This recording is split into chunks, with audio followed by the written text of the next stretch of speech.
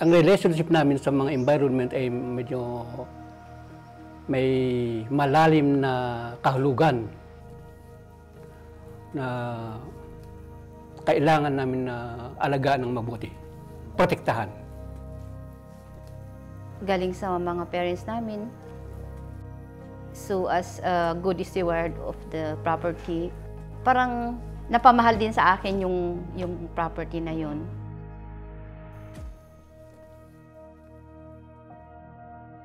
Kasi sabi ko, yung technology namin na traditional, I believe na ito ay hindi nakakasira sa environment. Example, yung gamit lang, yung mga gamit namin na yung simple lang na gamit na walang makinarya. Ganun. Although parang mabagal na yun, yung mabagal na activity, pero sa long term, masustain, it's sustainable.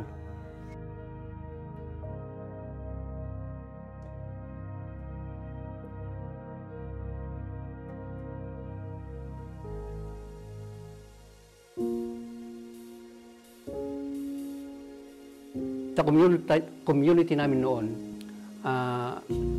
temperate yung climate, yung hindi gaanong mainit, hindi gaanong malamig. Pero ngayon, pabago. Climate change calamity.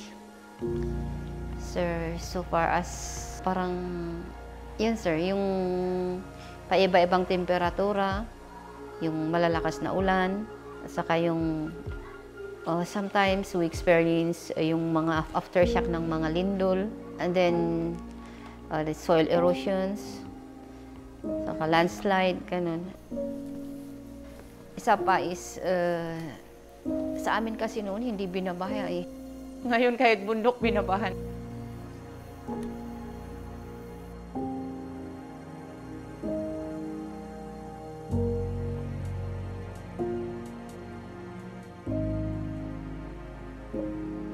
Hindi katulad noon na experience nung pagkabata ko na hindi gaanong sunod-sunod yung taon na dumarating yung bagyo, malakas na bagyo. Pero today, talagang sunod-sunod. Kasi pag nagbagyo talaga yung tanim namin, 100% kasi wala kaming income. Mas okay pa nga pag lindol kasi hindi nasisira yung tanim namin. Pero pag sa ulan and then drought, doon kami na 100% nasisiraan. We feel na natatakot ako. At saka natatakot ako dahil sa I worry yung mangyayari.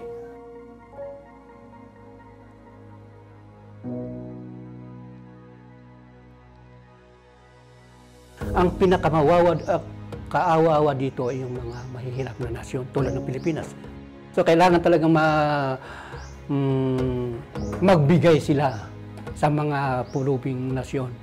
Kasi kulang-kulang sa mga mahihirap na nasyon. We need to wake up the government to listen to the people, to listen to the place, what is happening. Para sa akin, ang message ko sa mga company ito, tulad ng mga, kasi sila ang nakinabang nakapera sila. Kasi kailangan talagang mag-program sila ng isang programa para maglaan sila ng pera, pundo, programs, mag-mitigate ng climate change.